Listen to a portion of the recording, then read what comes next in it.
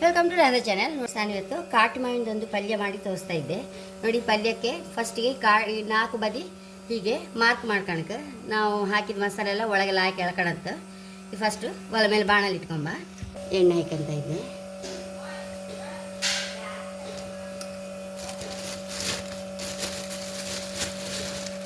ಮುಂಚೆ ಸಾಸಿವೆ ಹಾಕೊಂಬ,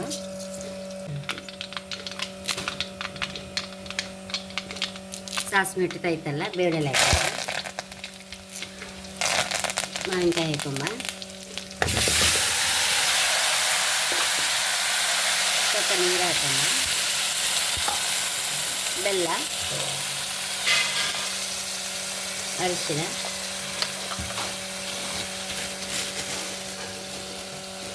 ಉಪ್ಪು,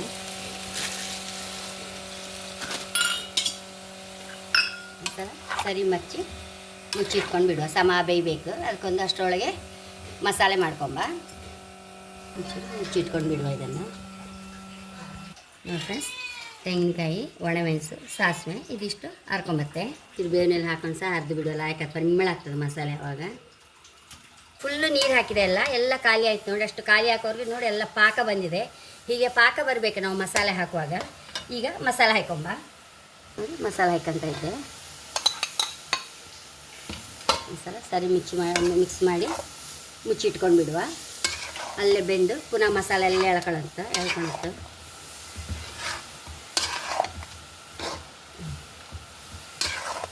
ಮುಚ್ಚಿಟ್ಬಿಡು 1-2 ನಿಮಿಷ.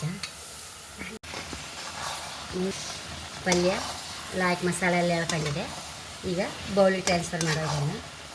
ಎಷ್ಟೋ ರುಚಿಯಾದ ಕಾಟು ಮಾವಿನ ಪಲ್ಯ ರೆಡಿಯಾಗಿದೆ. ಹೈ ಕ್ಲಾಸ್ ಅಂದರೆ high class taste.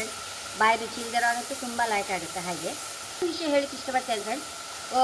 Durgamma ಬಸ್ನವ್ರು ಲಾಸ್ಟ್ನವರು ಚಾತ್ರ missus Suprabha ಹೇಳಿ, ಅವಳಿಗಂತೂ ನನ್ನ ಸೋಪ್ ಅಷ್ಟು ಖುಷಿ ಆಯಿತು. ಒಳ್ಳೆ ಹಾಲಲ್ಲಿ ಮಿಂದಾಗೆ ಆಗುತ್ತಂತ ಕಾಮೆಂಟ್ ಕೇಳಿಯೇ ನಂಗೆ ಅಷ್ಟು ಖುಷಿ ಆಯಿತು. ಹಾಲಲ್ಲಿ ಮಿಂದಾಗೆ ಆಗುತ್ತೆ ರಾಧಕ್ಕ ಅಂತೇಳಿ ಹೇಳಿದ್ರು ನನಗೆ.